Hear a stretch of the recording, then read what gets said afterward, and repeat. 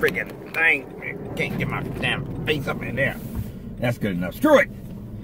What's up, people? It's your man, Herb Lover, reporting live direct from the Herbmobile. For those that checked the game out last night, it was a big win. We needed to win to stop the bleeding. But I will say this. I'm not going to be too hyped because at the end of the day, we have 20 games to go. 20 games to go. And every single game count. We have the Milwaukee Bucks coming up. Very good team. I think they're number 1 in defense and number 4 in offense. Whew. Yeah, Greek freaking them boys. You know, I like the Greek freak. I ain't gonna lie to you. I said, you know, a while ago that, you know, this is before AD. I said, man, if it ever come to trading some players, I would trade some players for Greek freak. I like him. If the guy can get a jump shot, oh my God. Oh. Anyway, let me stop. But yeah, I'm not, like I said, consistency is the key. Without that, you know, it doesn't matter. At the end of the day, you know, every game counts. The Lakers, like I said before, the Lakers going forward are going to have problems in the interior because, first and foremost, that small lineup, I don't like it. I'm sorry. A lot of fans been bashing Kuzma about his defense and all that. But y'all fail to realize Kuzma is playing out of position. He's playing against guys that's bigger than him. And nobody gives him credit for at least trying. That's my thing I'm kind of frustrated with. You know, everybody talking about Kuzma don't play good defense. But he's playing freaking, look who he playing last night. Anthony Davis. Who can stop Anthony Davis? They had LeBron on at one point in time. The combo of Anthony Davis and Julius Randle is a headache for the Lakers. Anybody, really, because that front line is crazy. You got to think, Julius Randle, all he loves to do is pound inside. So a lot of guys going to take a lot of beating playing somebody like Julius Randle. Then Anthony Davis, you know, he's a freaking superstar. You ain't going, Kyle Kuzma not going to stop him. LeBron not going to stop him. So before we talk all that crazy stuff like, you know, oh, they're not playing good defense and this and that, you got to think about who they're playing. Julius Randle, like I said, he plays the old 80s, 90s type of basketball. A miniature Shaq, you know, give you a lot of body and put and just so physical on you that it wear you down on the defense. And that's what people fail to realize. You know, Kyle Kuzma is getting, tell you this, Kyle Kuzma is getting, he's getting the hardest, God, I can't think of the word right now. Oh my gosh, I'm going blind. Well, not blind because I can see. Father, forgive me. I'm going full retard. Should I say that? Is that political correct for me to say that? But anyway, he's getting the hardest assignment. That's what I meant to say. He's getting the hardest assignment because remember, they got him playing the center spot. So he's playing some of the toughest centers in the league. And we all depending on who they match up with. And then on top of that, now LeBron, he played a pretty good defense game this game because now you got to turn it up, you know, and as a leader, you have to play on both sides of the court in order to get the other guys to believe in you because you are here to mentor them and to carry them to the promised land. You know, I'm just being honest. So in retrospect to that, they're going to look at you and they're going to say, you know what, he's playing hard. Let's play hard together. So I still don't like the starting five. I don't like it. I'm sorry. I know they started Rondo. Rondo struggled at the beginning. A lot of people criticized him, all that. I just sat back. I ain't really criticized Rondo because I knew that he didn't win the championship for nothing. And a lot of people say he played defense, he do this and that. Oh, okay, well, let's be honest. At the end of the day, a lot of our players don't play defense. So that's why I don't believe in that single and out crap. I'll call LeBron out. I'll call Kuzma out. I'll call Brandon Ingram out. It doesn't matter to me. But at the end of the day, you know, we got the win. Rondo actually came through for us in the last couple plays. You know, a couple jump shots, the layups and all that. Bullock hitting that 3. So, and then LeBron James hitting a couple threes. Then LeBron James and Kuzma actually going to the rim and dunking. Kuzma had what, 3 dunks? Back to back to back? And that's only because of the pick and roll. You know, by them boxing out Julius, he was able to roll in there for a couple kick dunks. And I think he dunked on Julius, but not really dunked on him. Julius on the side, but I'm not going to consider him dunking on him. But they had a good game, man. The whole thing now, like I said, I don't like the matchup. I think Lou Walton should have had JaVale McGee on AD. I know people say, well, he was in foul trouble. He picked up foul troubles on Julius. I think it was Julius Randle, I believe. And he came in. Remember, I think he brought him in when AD went to the bench, if I'm not mistaken. I think when AD was about to go to the bench. But I would have had JaVale McGee playing Anthony Davis.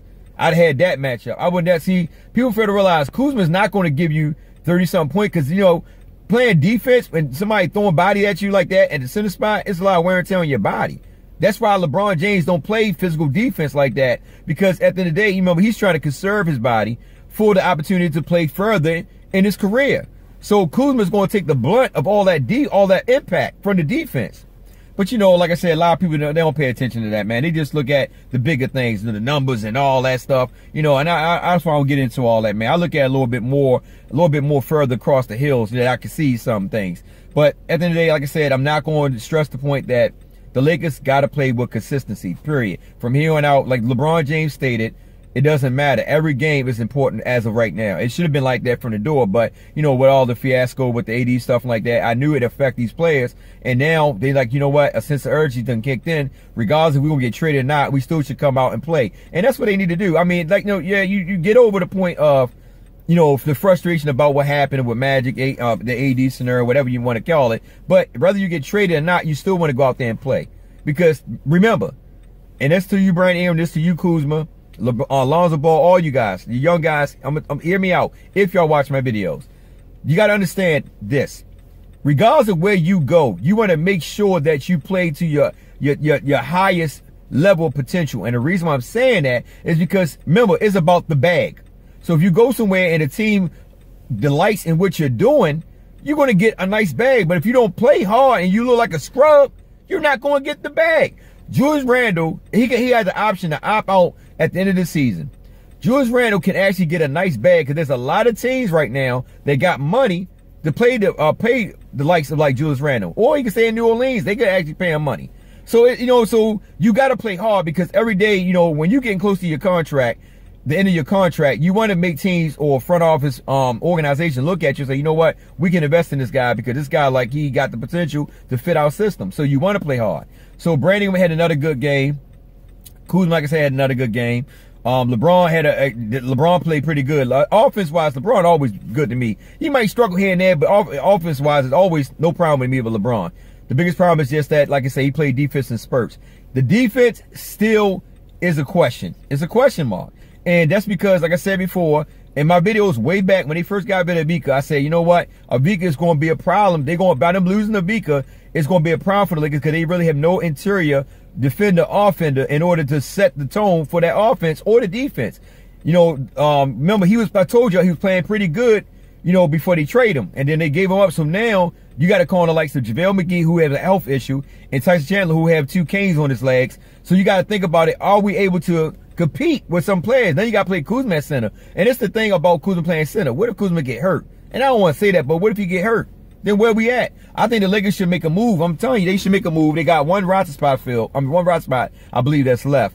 I think they should make a move and try to get another center, man. They need somebody that can impact and come in and help JaVale McGee because right now, at this point in time, it's just that, I don't know, at this point in time, they need somebody that got good low post moves, can rebound, and basically play in the paint. Me personally, I would go at this Zach Randolph. I would go after him only because this is somebody you're going to need when you run a half-court set. Somebody who can score in the paint. JaVale McGee is not going to give you that every night. And plus, on top of that, JaVale McGee, he played pretty good defense. And a lot of people understand, too. They call JaVale McGee out on defense and that. The first couple games in the beginning of the season, oh, y'all weren't calling JaVale out then. Oh, y'all was all on the board. Like, oh, JaVale, the best center out there. Oh, my God, blah, blah, blah. And then after the Luke Walton and JaVale McGee fiasco, because y'all forgot about that, remember, they were going at each other. JaVale McGee stopped playing hard. Because he got mad because Luke Walton did something with his rotation, whatever. And he stopped playing hard. And remember, he just came back from I think it was asthma, no, it was, I think pneumonia, something like that. So he wasn't playing hard for a minute. But now, you know, he's trying to play, but, you know, at the end of the day, you only can do so much when you got a health condition like JaVale got. And I think that the Lakers going forward, they got to get another body down there, man, because at the end of the day, you cannot continue to play the way you play and think that you're going to beat somebody with that small lineup. It's not going to work. You know what I mean? You know, and that's how we got to look at it. So, I don't know what they're going to do, man, because I think Brook Lopez going to go off on us this game. Yeah, he going to have, oh, my gosh, man. Woo-wee, Brook Lopez going to go off. I think Brook Lopez going to probably have about 5 or 6 threes against us when they play the Bucks. Because he's going to be pissed because he wanted to come back to L.A. And we choose not to resign him. We should have resigned Brook Lopez. If we got Tyson Chandler, we should have got Brook. Brook basically ain't really signed for hardly nothing. We could have signed Brook for 1 more year. We could have signed Brook and roll with it. But instead, we get all these guys that just don't fit in. And I just don't know, but it is what it is, man. I'm not going to beef on that. Like I said, every game, you know, every game is important from here on out. But that small lineup, I mean, certain times it works on certain spurts, but not all the time. When it comes to like stopping, and they had, like I said, they had no answer for Julius Randle and Anthony Davis. They just had no answer for him. And to be honest with you, if Anthony Davis probably to finish the game, they probably would have beat us. I'm just being honest. I mean, they probably would have beat us because here's the thing. Once Anthony Davis went out, because Lou Walton, he was stayed, he said, I don't know why we're not playing Julius Randle, make them play to his left, because in reality of it, we play Julius Randle. He used to be on the team. We know that he only have a, not only, but you know that he likes to go left. And what they did, they put Josh Hart on him, so that way somebody can come and help Josh Hart out, because all he was doing was doubling up with Julius Randle. Julius Randle now he's a superstar, and he calls for a double team. But they made Julius Randle get that ball up because they know that once Julius Randle gets to that paint, it's hard to stop him in that paint. And y'all see it. He was giving LeBron the blues. And LeBron was giving the blues too. And they were going at it. And I like that. I love to see the competitiveness between Julius and LeBron. Because I remember one time he went in with the layup and got the foul. He looked at Julius and he like, I'm sorry. He looked at LeBron in the bench like, you motherfuckers, you let me go. I was excited, man. I like it. I love watching our old players come back and play us. And I love to see them grow in their mentality and and also the way they play the game of basketball. Their level of understanding the knowledge of the basketball game. I love it. And that's why I said today, I hope, me personally, I hope we don't trade Kuzma and Brandon Ingram. I hope we keep him. And Lonzo Ball too, I hope we keep him, man. And like I said, if we don't make them more AD, they ought to go try to make them more AD. I hope that we don't get AD. I know a lot of people don't want to hear that and all this, man, but Chuck, man, DeMarcus Cousins out there, man. You get him and don't have to give up nobody. Straight up, him and AD game is almost similar. The only difference about him and AD is that I think AD probably a better shooter than him, and probably a better defender than him. But when it comes to offense, down low in that paint, DeMarcus Cousins is way better than Anthony Davis. I think he's a little bit more physical than Anthony Davis when it comes to like banging bodies, because DeMarcus Cousins will bang with you. And one thing about Marcus Cousins, that his attitude is sometimes that's what you need. You need somebody on your team that's going to inspire you to play harder. Like a Draymond Green. You don't need all that weak sauce, man. That chicken flavored sauce, man, that people be kicking out the door. You don't need that. But like I said, every game counts. We need consistency, and we need Lou Walton to understand matchups. It's like the rotation and matchup has always been his problem. He cannot get away from that small ball. And I understand, like, you giving a hand that's dealt, but forget that. You got to make them. You got Tyson Chandler, and you got freaking JaVale McGee. You got to make them guys play. Got to play them. You just got to know how to rotate them in to make it work, whatever they able to do within that system based on whatever we run at that particular time. But you got to make it work. But JaVale should have been playing AD. It should have been Kuzma. And I feel bad when every time Kuzma played some of the best centers out there, people give him mad, they bash the hell out of him. He can't play defense. No, he shouldn't be playing freaking AD. Let's be real. So before we criticize Kuzma, we got to look at who was playing. But anyway, it was still a good game. We won it. That's all that mattered. We got the win. But like I said, we just got to continue rolling.